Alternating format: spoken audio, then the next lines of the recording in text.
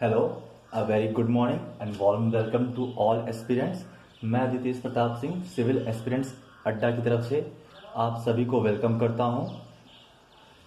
ये एक YouTube channel है, एक शुरुआत है हम जैसे एस्पिरेंट्स की, जिसमें हम चाहते हैं कि कोविड-19 की वजह से जितने भी लोगों को प्रॉब्लम हुई है, जो पढ़ नहीं सकते हैं, क्लासेस कंटिन्यू नहीं कर सकते हैं, जो नए लोग क्लास करना चाहते थे अब क्लास ज्वाइन नहीं कर सकते हैं, लॉकडाउन में हैं, उनके लिए हम ऑनलाइन क्लासेस चलाएंगे, टेस्ट सीरीज चलाएंगे, डिस्कशंस करेंगे, टॉपिक पे सिलेबस डिस्कस करेंगे।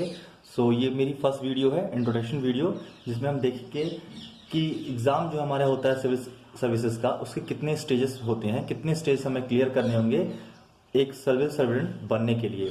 सो स्टेजेस जो हम डिस्कस करेंगे, इसमें 3 स्टेज होते हैं। फर्स्ट स्टेज प्रिलिमिनरी टेस्ट यानी पीटी, जो कि आपका ऑब्जेक्टिव टाइप होगा, जिसमें आपकी निगेटिव मार्किंग होगी। सेकेंड स्टेज आपका आता है मेंस एग्जाम का, जो कि आपका सब्जेक्टिव टाइप होगा और इसमें कोई निगेटिव मार्किंग नहीं होगी। आपको क्वेश्चंस दिए जाएंगे जिसके आपको अराउंड 200 वर्ड्स में आंसर देने होंगे। मैक्सिमम लिमिट होती है 200 words for each question. Third stage and the final stage होगा, जो कि आपका इंटरव्यू होगा। एक बात जरूरी है कि प्रिलिमिनरी टेस्ट जो होता है वो बहुत इंपॉर्टेंट होता है, बट उसके मार्क्स टोटल करते वक्त ऐड नहीं होते हैं मेरिट के लिए। जो मार्क्स आपके ऐड होते हैं मेरिट के लिए वो होते हैं मेंस के और इंटरव्यू के। तो हमारी ये 3 स्टेज है और अब आगे हम देखेंगे कि क्या क्या सिलेबस होता है प्रिलिमिनरी टेस्ट में, मेंस में क्या हमारे सिलेबस हैं, हम अब वो डिस्कस करेंगे। हम अब स्टेप बाय स्टेप या कह लीजिए stage by stage syllabus discuss करेंगे। पहला स्टेज होता है प्रिलिमिनरी टेस्ट यानी पीटी, जिसमें आपके 2 पेपर होते हैं, GS paper 1 and GS paper 2।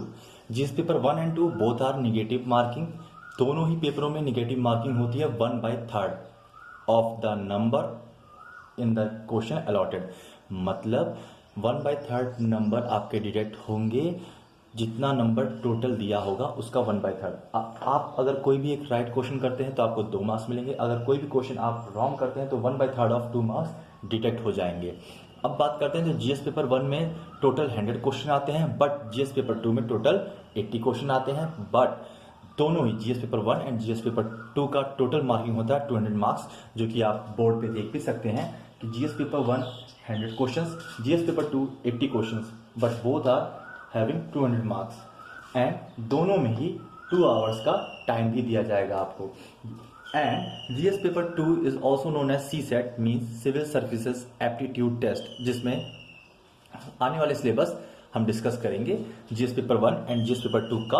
अब जब हम स्ट्रक्चर समझ चुके हैं तो अब हम आराम से इसका 1 बाय 1 सिलेबस देखेंगे। पहले हम देखेंगे जीएस पेपर 1 में क्या क्या सिलेबस आता है। तो हम देखते हैं जीएस पेपर 1 का सिलेबस।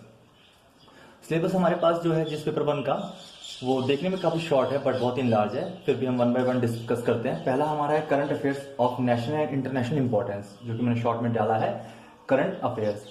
देन आपका आता है history of India and Indian national movement, जिसमें आप समझ लीजिए क्या क्या इंक्लूड होता है। Ancient history, medieval history and modern history, and art and culture भी इसी का पार्ट बन जाता है। देन आपका थर्ड है Indian and world geography, physical, social, economic etcetera. तो थर्ड सब्जेक्ट आपका है geography, Indian geography, world geography. Then fourth Indian polity and governance, जिसमें आपको constitution, political system, Panchayati Raj, fundamental rights etcetera चीज़ें जानी बहुत ज़रूरी है। Then next is economic and social development, जिसे आप समझ सकते हैं इकोनॉमिक एक सब्जेक्ट हुआ आपका। General issue on environment, ecology and biodiversity. तो नेक्स्ट सब्जेक्ट हुआ जो हमारा वो हुआ एनवायरमेंट। जिस आजकल आप देखते हैं कि एनवायरमेंट हमारे लिए बहुत इंपॉर्टेंट हो चुका है, क्योंकि हम इस एनवायरमेंट में रहते हैं and without this environment we can't survive, nothing can survive. तो इस एनवायरमेंट को समझना, सस्टेनेबली डील करना, प्रोटेक्ट करना, कंजर्व करना, प्रिजर्व करना बहुत ज़रूरी है, जिसको जानना पढ़ना बहुत ज़रूरी है। इसलिए एग्जाम पॉइंट ऑफ व्यू से भी एनवायरमेंट हमारे लिए बहुत इंपॉर्टेंट सब्जेक्ट बन चुका है। नेक्स्ट है आपका जनरल साइंस। साइंस आपकी 6 to 12 की बेसिक साइंस भी आती है। तो हमारे ये हुए टोटल जीएस पेपर 1 के सिलेबस, जिसमें आपका करंट अफेयर्स है, हिस्ट्री है, ज्योग्राफी है, पॉलिटी है, इकोनॉमिक्स है, एनवायरमेंट है एंड जनरल साइंस है। देन अब हम आते हैं सी सेट पे, यानी जीएस पेपर 2 पे। अब हम बात करते हैं जीएस पेपर 2 के सिलेबस की, यानी सी सेट की, जिसमें आपका कॉम्प्रिहेंशन आएगा, interpersonal skills including communication skill आएगा, logical reasoning and analytical ability आएगी, decision making and problem solving, general mental ability, basic numeracy जो कि 10th लेवल तक, data interpretation also 10th level तक।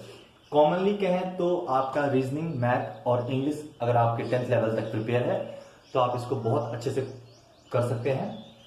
जीएस पेपर 2 को क्वालिफाइंग भी कहते हैं। क्वालिफाइंग मतलब कि अगर आप जीएस पेपर 2 में क्वालिफाइंग मार्क्स अचीव करते हैं तभी आपका जीएस पेपर 1 चेक होगा। जीएस पेपर 2 जो है क्वालिफाइंग करने के लिए आपको कितना चाहिए, सिर्फ आपको 33% चाहिए, 33% ऑफ टोटल मार्क्स। तो आपका टोटल मार्क्स कितना है, आपका टोटल मार्क्स है 200 मार्क्स।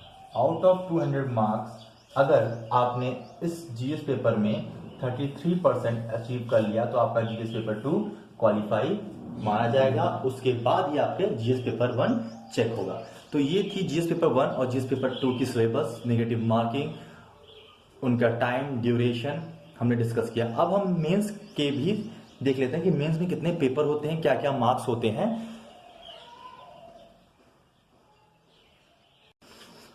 अब बात करते हैं हम मेंस की। मेंस में टोटल आपके 9 पेपर होंगे। सबसे पहले हम स्टार्ट करते हैं पेपर ए एंड बी से। पेपर ए जो होता है आपका वो कंपलसरी इंडियन लैंग्वेज होता है एंड पेपर बी इंग्लिश का होता है। Paper A and B both are qualifying. CSAT जैसा पेपर ए और बी भी है। पेपर ए और बी मेंस का आपको क्वालिफाई करना होगा। क्वालिफाई करने के बाद ही आपके बाकी पेपर्स चेक होंगे मेंस के। अब हम आते हैं पेपर 1 पे। पेपर 1 आपका एसए का होता है 250 मार्क्स। पेपर 2 जीएस पेपर 1 का होता है 250 मार्क्स। पेपर 3 जीएस पेपर 2 का होता है 250 marks. Then paper 4 GS paper 3 का होता है 250 मार्क्स। पेपर 5 आपका होता है जीएस सब्जेक्ट 4th का 250 मार्क्स। पेपर 6 एंड 7 दोनों ही ऑप्शनल सब्जेक्ट्स के पेपर 1 एंड 2 है। आपके पास ऑप्शनल सब्जेक्ट्स के लिए बहुत सारे लैंग्वेज हैं, उनमें से कोई भी एक सब्जेक्ट आप एज अ ऑप्शनल चूज करेंगे अपने यूपीएससी प्रिपरेशन या सिविल सर्विसेज की प्रिपरेशन के लिए, जिसके आपके 2 पेपर होंगे, paper 6 and 7 both are 250 marks each. Paper 6 भी 250 एंड पेपर 7 भी 250 मार्क्स। इन जितने भी पेपर्स हैं ये सारी पेपर ऑब्जेक्टिव टाइप के हैं और हर पेपर में आपको ड्यूरेशन 3 आवर्स की मिलेगी।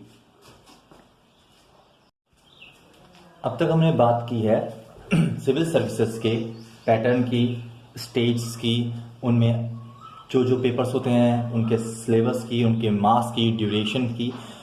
अब जो बहुत इंपॉर्टेंट चीज़ है वो ये कि हम अपने स्टडी का, प्रिपरेशन का अप्रोच क्या रखें, कैसे हम अप्रोच करें कि stage by stage and bit by bit हम अपने सीट के नज़दीक पहुंच जाएं। हम एक सिविल सर्वेंट या ब्यूरोक्रेट बनने के लिए हमारा स्टडी का जो अप्रोच होना चाहिए वो कैसा होना चाहिए। बहुत ही सिंपल है। हमारे स्टडी का अप्रोच कंटिन्यूअस होना चाहिए, स्मार्ट वर्क होना चाहिए। हमें लेवरेज तो बनना है, मेहनत तो करनी है, पर गधे जैसे नहीं, हमें स्मार्टली वर्क करना है, हमें स्मार्टली अपने स्टडी करने हैं। तो हमारा जो अप्रोच होगा वो ऐसा होगा कि हम जो भी पढ़ें उसकी थॉरो अंडरस्टैंडिंग होनी चाहिए। हम जो भी टॉपिक पढ़ते हैं, जो भी चैप्टर्स पढ़ते हैं, जो भी सब्जेक्ट पढ़ते हैं, उसकी अंडरस्टैंडिंग, उसकी समझ बहुत अच्छे से होनी चाहिए। हमें वो समझ में आना चाहिए। पढ़ो ऐसा कि आप आगे किसी को भी पढ़ा सकें। ऐसी अंडरस्टैंडिंग बिल्डअप करके स्टार्टिंग से ही हमें पढ़ना है। देन आप जो भी पढ़ते हैं उसके लिए हमेशा आप ओपन डिस्कशन एंड डिबेट रखें। आप जो भी टॉपिक पढ़ रहे हैं, चैप्टर पढ़ रहे हैं, उसको अपने फ्रेंड के साथ, सर्कल्स में, अपने कोलीग्स के साथ डिस्कस करें, डिबेट करें, क्वेश्चन आंसर्स रेज करें। उसमें बहुत बेनिफिट होगा उससे आपकी स्टडी पे। Then next one is newspaper reading. आप डेली एक हैबिट बनाइए कि आप न्यूज़पेपर पढ़ेंगे। मोस्ट इंपॉर्टेंट चीज़ जो पढ़नी चाहिए वो है national news, international news, sports news, economics and science. बाकी आप लोकल न्यूज़ पढ़ने की ज़रूरत नहीं है एंड पॉलिटिशियंस के जो पॉलिटिक्स की न्यूज़ है वो पढ़नी है। आपको international news, national news, science की न्यूज़, इकोनॉमिक्स की न्यूज़ एंड स्पोर्ट्स न्यूज़, ये न्यूज़ आपको न्यूज़पेपर से रीड करना है, पढ़ना है और उसके नोट्स बनाते रहिए, ताकि लास्ट में आपको जब करंट अफेयर्स का सब्जेक्ट हो वो आपका साथ के साथ प्रिपेयर होगा। लास्ट में आपको ऐसा बल्कि नहीं होगा कि मुझे अभी करंट अफेयर्स पूरे ईयर के या 6 मंथ्स के कंप्लीटली पढ़ने हैं। आप डेली न्यूज़पेपर पढ़ रहे हैं, मतलब आप डेली ही अपने करंट अफेयर्स प्रिपेयर करते चल रहे हैं। देन आता है प्रॉपर रिवीजन। अगर आप जो भी पढ़ रहे हैं उसे रिवाइज प्रॉपरली चैनलाइज करके नहीं करेंगे तो लास्ट में इतना ज़्यादा सिलेबस हो जाएगा कि लास्ट टाइम में जब प्रेशर आएगा, आप पे टेंशन होगा, तो आप रिवाइज नहीं कर पाएंगे और बहुत पुरानी और पहले की पढ़ी हुई चीज़ आप धीरे धीरे भूलेंगे भी और उससे टेंशन एंड लोड ज़्यादा बढ़ेगा। तो मेरा मानना यह है कि आप जो भी पढ़ते हैं उसे आप एक प्रॉपर चैनल बना लीजिए कि मैं आज ये पढ़ता हूँ, ये बुक मैं अगर 3 दिन में ख़त्म करता हूँ तो मैं 4th डे इसको रिवीजन पे डालूंगा और नेक्स्ट बुक स्टार्ट करूंगा।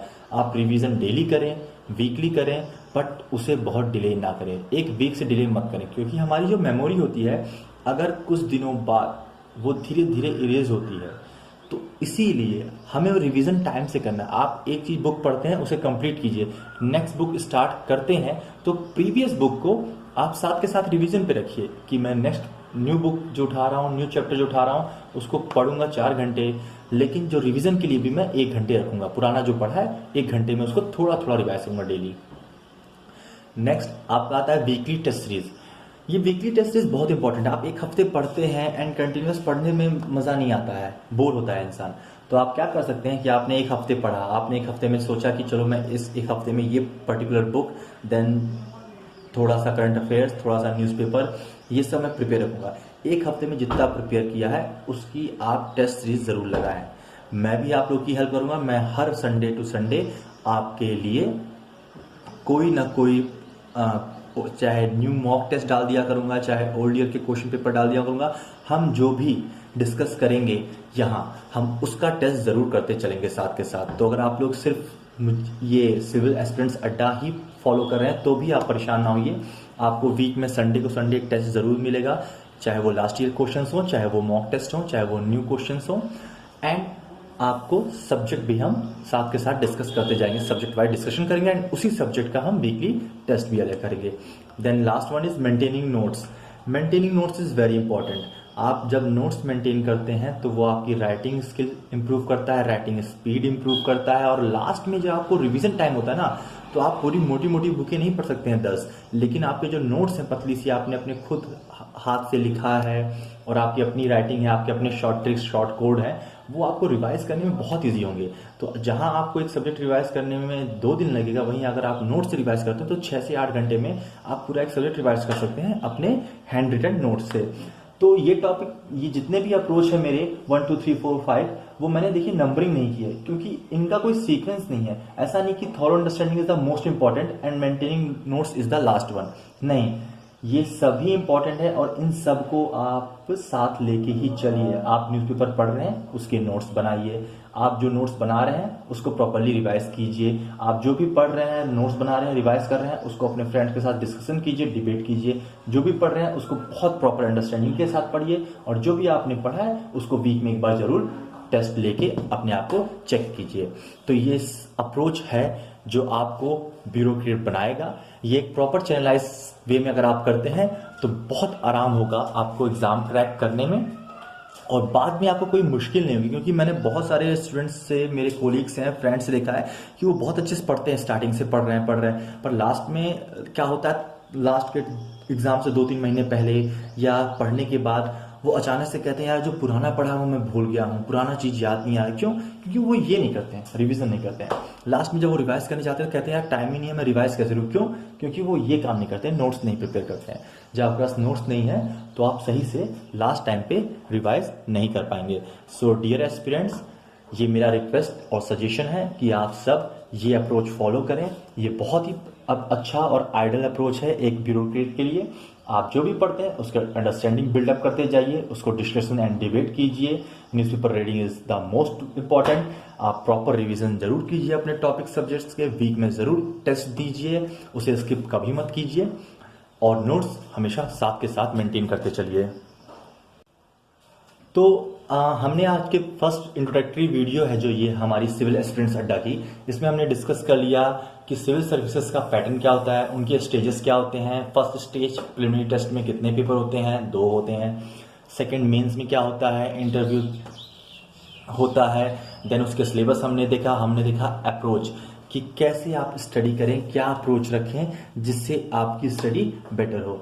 तो ये जो इनिशिएटिव लिया है सिविल एस्पिरेंट्स अड्डा ने, ये मेनली हमने फोकस किया है उन बच्चों के लिए जो अभी अभी सोचा था कि 2020 फरवरी मार्च में हमारा एग्ज़ाम्स ख़त्म होंगे, हमारे एग्ज़ाम ख़त्म होने के बाद हम अपनी प्रिपरेशन स्टार्ट करेंगे और बिगिनर्स जो हैं, हमारे जो न्यू कमर्स हैं, बिगिनर्स हैं, उनका ये ईयर या ये फ्यू मंथ्स जब तक ये कोविड-19 प्रॉपरली ख़त्म नहीं हो जाता है और schools, institutions, coaching centres resume नहीं हो जाते हैं, तब तक एंड आगे भी सिविल एस्पिरेंट्स अड्डे का यही इनिशिएटिव है कि किसी भी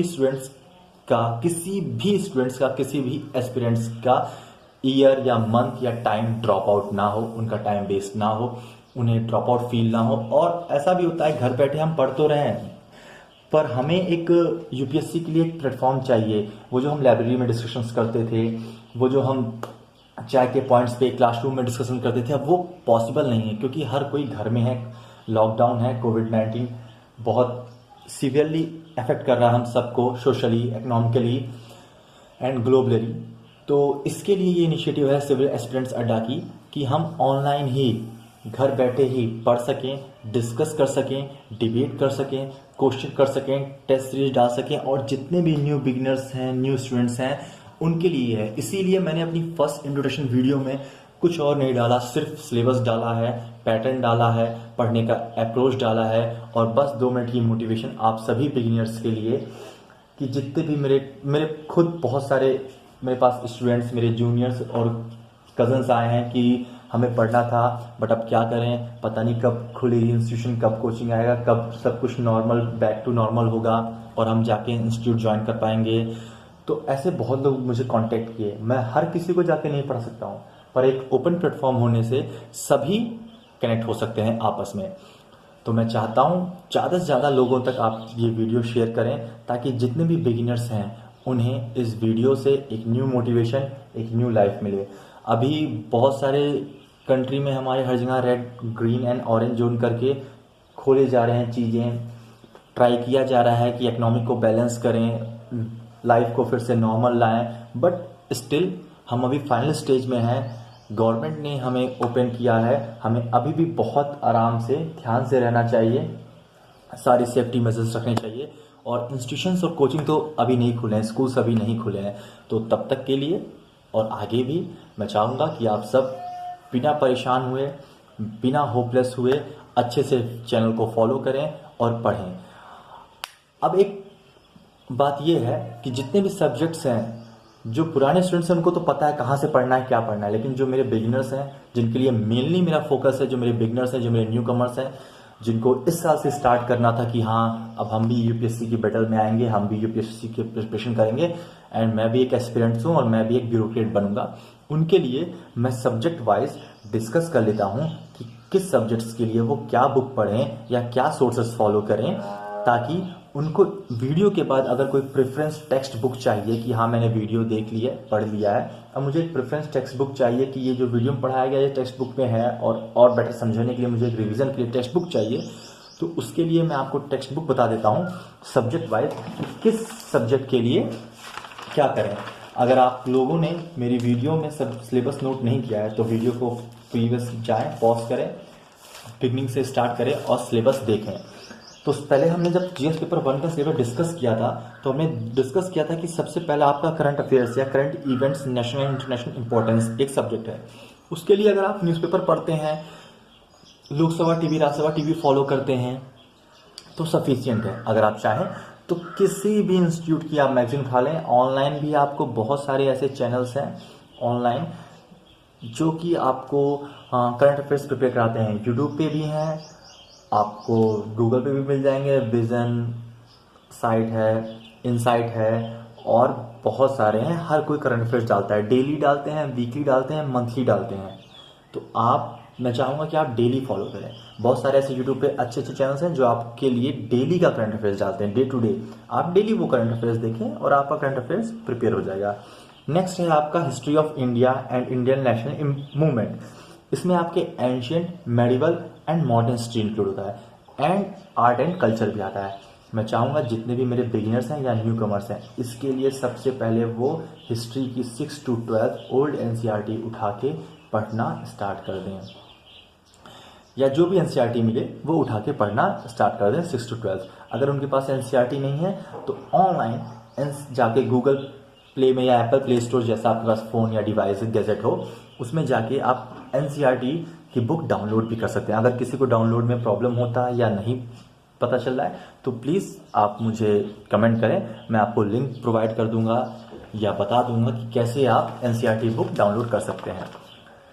आई होप वैसे आप सभी लोग कर लेंगे। आप लोग जानते हैं हम लोग गैजेट से काफ़ी फैमिलियर हैं, तो आप लोग अगर बुक्स हैं तो बुक से पढ़िए, अगर बुक नहीं है तो भी परेशान होने की ज़रूरत नहीं है। आप इन्हें गूगल प्ले स्टोर से परचेज करके डाउनलोड कर लीजिए, आप बुक्स वहाँ से एनसीईआरटी पा सकते हैं। Then third one is Indian and world geography. इसमें भी आपको 6 to 12 की ज्योग्राफी पढ़नी है एनसीईआरटी। 6 to 12 की एनसीईआरटी की बुक उठाइए एंड 6 से 12 तक पढ़ते जाइए। हाँ, एक बात और है, ऐसा नहीं है कि आपको बुक से अपने आप से पढ़ना है, मैं खुद सब्जेक्ट वाइज टॉपिक वाइज आपको पढ़ाऊंगा अच्छे से पूरी एनसीईआरटी से और बुक से ही फॉलो करूंगा। उसके बाद भी अगर कुछ लोगों को टेक्स्ट बुक चाहिए कि सर किस टेक्स्ट बुक से पढ़ें, किस बुक से पढ़ें, उसके लिए मैं ये बुक्स प्रेफर कर रहा हूँ। और जिन लोगों के पास बुक नहीं है, सोर्सेज नहीं है, मैं उन्हें ये गारंटी देता हूँ कि अगर आप सिर्फ मेरा चैनल ही फॉलो कर रहे हैं और सिर्फ वीडियो देख रहे हैं तो भी आपको पूरी सब्जेक्ट और टॉपिक वाइज पढ़ाई करवाई जाएगी, सब कुछ डिस्कस करवाया जाएगा, आपको परेशान होने की ज़रूरत बिल्कुल नहीं है। फिर आपकी पॉलिटी के लिए भी आप 9 to 12 की पॉलिटी की बुक आती है, इंडियन पॉलिटी की, आप वो पढ़ सकते हैं एनसीईआरटी। जो बिल्कुल ही बिगनर्स हैं, जो आर्ट साइड से हैं, उनके लिए ज्योग्राफी, हिस्ट्री, पॉलिटी न्यू नहीं होगा, उन्होंने 11th-12th में पढ़ी है, तो वो क्या कर सकते हैं, वो 6 to 12 एनसीईआरटी भी पढ़ें इन सब्जेक्ट्स की, प्लस पॉलिटी के लिए लक्ष्मीकांत बहुत अच्छी बुक मानी जाती है, एम लक्ष्मीकांत। अगर वो आपके पास, आपके सीनियर्स, आपके ब्रदर्स के पास हैं तो ले लीजिए। अभी मार्केट खुल रहे हैं थोड़े बहुत, अगर मिल सकते हैं तो ले लीजिए, वरना वो बुक भी आपको ऑनलाइन मिल जाएगी। देन आपका आता है इकोनॉमिक्स। इकोनॉमिक्स के लिए भी आप, जो लोग कॉमर्स स्टूडेंट्स हैं उनके लिए कोई प्रॉब्लम नहीं है, वो 11th-12th में एनसीईआरटी कॉमर्स पढ़ा होगा तो इकोनॉमिक्स पढ़ा होगा, बिजनेस स्टडीज़ पढ़ा होगा, तो उनके लिए प्रॉब्लम नहीं है। जो साइंस या आर्ट्स बैकग्राउंड के लिए, उनके लिए ये सब्जेक्ट न्यू है इकोनॉमिक्स, तो वो लोग क्या करें, वो 11th-12th की एनसीईआरटी उठा लें। अगर नहीं मिलती है सेम वे तो अगेन वो ऑनलाइन करें, कोई प्रॉब्लम नहीं है। अगर हम पढ़ना चाहें, हम करना चाहें तो हमारे लिए कोई भी चीज़ हर्डल नहीं है। ये डिजिटलाइजेशन का है, 21st सेंचुरी है, आपको जो भी ऑफलाइन नहीं मिलता है प्लीज़ परेशान मत होइएगा, कहीं भी मार्केट में मत जाइए, be safe, be at your home. Civil Aspirants Adda सिर्फ इसीलिए है ताकि आप लोग सेफली रह के, घर पे रह के कनेक्टेड भी रहें, पढ़ाई भी का फ्लो भी ना टूटे। सिर्फ कोविड-19 का चेन ही हमें तोड़ना है, पढ़ाई का फ्लो नहीं तोड़ना है, इसीलिए है। तो कुछ भी हो परेशान मत होइएगा। अगर आपको कोई प्रॉब्लम होती है, ऑनलाइन बुक्स नहीं मिल रहे हैं, साइट्स नहीं मिल रही है, लिंक्स नहीं मिल रहा है, आप डाउनलोड नहीं कर पा रहे हैं, तो आप सिर्फ चैनल फॉलो करेंगे तो भी आपको सारे मटेरियल्स दिए जाएंगे, नोट्स दिए जाएंगे, आपको परेशान होने की ज़रूरत नहीं है। फिर आपका आता है environment and ecology. Environment and ecology जब आप 12th की एनसीईआरटी पढ़ेंगे तो उसमें भी आपका एनवायरनमेंट इकोलॉजी है। 11th-12th की जब बायोलॉजी की बुक आप पढ़ेंगे साइंस के लिए तब भी उसमें एनवायरनमेंट इकोलॉजी है। एंड उसके बाद अगर आप कोई स्टैंडर्ड बुक पढ़ना चाहते हैं तो शंकर आईएएस के एनवायरनमेंट के नोट्स, या अब तो बुक आने लगी, काफ़ी अच्छी हैं, पर मार्केट में अवेलेबल नहीं है तो आप उसे ऑनलाइन ले सकते हैं। और अगर ऑनलाइन भी आप नहीं ले पा रहे हैं तो परेशान मत होइए, सिविल एस्पिरेंट्स अड्डा धीरे धीरे सब्जेक्ट वाइज सब कुछ डिस्कस करेगा और सब डिस्कशन नोट्स के साथ होंगे, तो आपको प्रॉब्लम नहीं होगी। देन आपका लास्ट सब्जेक्ट है जनरल साइंस। अब आप साइंस में भी आप 6 to 10th की एनसीईआरटी उठाइए, उसे पढ़िए। 11th-12th की सिर्फ बायोलॉजी पढ़नी होती है, उस बुक को पढ़ लीजिए।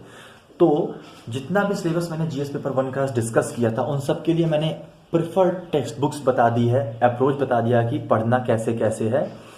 अब जैसा कि मैंने बताया, ये मेरा इनिशिएटिव, ये हमारे चैनल का इनिशिएटिव जो है, ये बिगनर्स के लिए है, न्यू कमर्स के लिए है, प्लस उन स्टूडेंट्स के लिए है जो ऑलरेडी बैटल फील्ड में थे। उन्होंने सोचा था कि 2020 इज़ माई ईयर, मैं प्रिपेयर कर रहा हूँ लास्ट 1 ईयर से 2 ईयर से, और ये ईयर मेरा है, मैं इस अटेम्प्ट में दूंगा और क्लियर करूंगा। उन स्टूडेंट्स की स्टडी फ्लो खराब ना हो, उन सब के लिए ये किसी एक का चैनल नहीं है, ये सिविल एस्पिरेंट्स का अड्डा है जहां this is open to all. आप सभी इस पे डिस्कशन करें, क्वेश्चन करें, प्लीज़ सजेशंस दें कि हम अपने अड्डे को, अपने चैनल को और अच्छे से इम्प्रूव कैसे कर सकें, कैसे हम सभी ग्लोबली जितने भी एस्पिरेंट्स हैं कनेक्ट होके कैसे अच्छी प्रिपरेशन कर सकें, कैसे हम हेल्दी कर सकें। जो भी सजेशंस, फीडबैक देना हो प्लीज़ मुझे दीजिए। मैंने सोचा है कि हम स्टार्ट करेंगे पॉलिटी से। पॉलिटी मेरा काफ़ी फेवरेट सब्जेक्ट रहा है, मुझे काफ़ी अच्छा लगता है।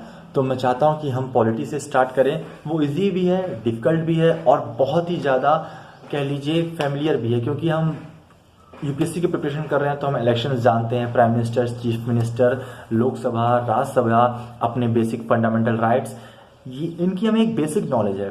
तो इसको फिर से बिल्ड करने के लिए और पढ़ने के लिए हमें मुश्किल नहीं होगी, और एक बार हमने शुरू कर दिया तो आने वाले टाइम में हमारा फ्लो बना रहेगा। इसलिए मेरा मानना है कि हमें पॉलिटी से स्टार्ट करना चाहिए। अगर आपके सजेशंस कुछ और हैं तो प्लीज़ मुझे कमेंट करके बताएं कि हम पॉलिटी से स्टार्ट करें या कोई सब्जेक्ट और उठाएं। और जैसे कि आज फ्राइडे है, कल नहीं परसों संडे है, मैंने कहा था हर संडे को मैं आपको वीकली टेस्ट सीरीज दूंगा, लेकिन अभी क्या है 2 दिन बाद ही संडे है, 2 दिन में कोई भी सिलेबस हम कंप्लीट नहीं कर पाएंगे। तो this Friday to next Saturday हम कंटिन्यूअस पॉलिटी पढ़ेंगे एंड ट्राई करेंगे कि पॉलिटी के जितना हो सके उतना कोर्स कंप्लीट हो सके। एंड जितना भी कंप्लीट हुआ रहेगा उतने कोर्स का हम ट्राई करेंगे कि 9 दिन में हमारी पॉलिटी खत्म हो जाए, बट ऐसा नहीं हो सकता। कोशिश करेंगे तो क्या नहीं हो सकता है, पर जितना भी होगा हम उतना टेस्ट ज़रूर लेंगे नेक्स्ट संडे को। तो मैं चाहूँगा आप लोग अपने कमेंट्स, सजेशंस, फीडबैक प्लीज़ मुझे दें। This is my first introductory video and please do share. जितना ज़्यादा आप शेयर करेंगे उतना ज़्यादा हेल्प होगी उन लोगों की जो लोग फार अवे प्लेसेस पे हैं, कोचिंग से दूर हैं और काफ़ी परेशान होंगे। तो प्लीज़ मैक्सिमम से मैक्सिमम शेयर करें। Thank you so much. Please take care, be safe, be at home. अगर काम नहीं है, ज़रूरत नहीं है, कोई इमरजेंसी नहीं है तो प्लीज़ कहीं मत जाएं, कुछ मत करें, आप घर बैठें और अच्छे से पढ़ें। Thank you so much, take care.